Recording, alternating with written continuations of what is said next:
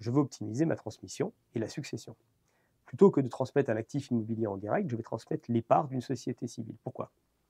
Si j'ai acheté un bien à 100 000 euros à crédit, donc j'ai 100 000 euros d'actifs et 100 000 euros de passifs, hein, donc finalement j'ai un patrimoine de zéro, hein, parce que le bien appartient à la banque, il ne m'appartient pas à moi, et que je transmets devant notaire le bien immobilier, je le donne en pleine propriété à mes enfants ou en nue propriété, on verra plus tard ce que c'est que le démembrement de propriété dans un chapitre particulier. Si je le transmets devant le notaire, j'aurai une valeur de 100 000 euros. Si j'ai un seul enfant et que j'ai fait déjà des donations par le passé, que je n'ai plus d'abattement, donc j'avais l'abattement de 100 000 euros en ligne directe, pareil, on fera un chapitre spécifique sur la succession et la donation, eh bien, vous allez donc payer des droits qui vont très rapidement s'élever à 20% de la valeur de l'actif. Pourquoi? Parce que le passif, vous l'aurez compris, il n'est pas pris en compte. Parce que je transmets un bien, je ne transmets pas le passif qui va en face. Si je fais la même chose, mais que j'achète mon bien immobilier dans une SCI, donc c'est la SCI qui s'endette avec un emprunt. J'ai 100 000 euros à l'actif, 100 000 euros au passif. Je passe toujours devant le notaire, j'ai toujours un seul enfant. Je vais transmettre les parts sociales de la SCI. Une SCI se valorise comment?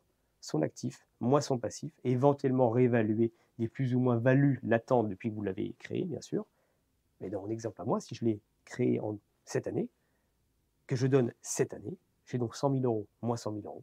La valeur de ma SCI, elle est nulle. Donc je vais payer aucun droit de donation. Fiscal.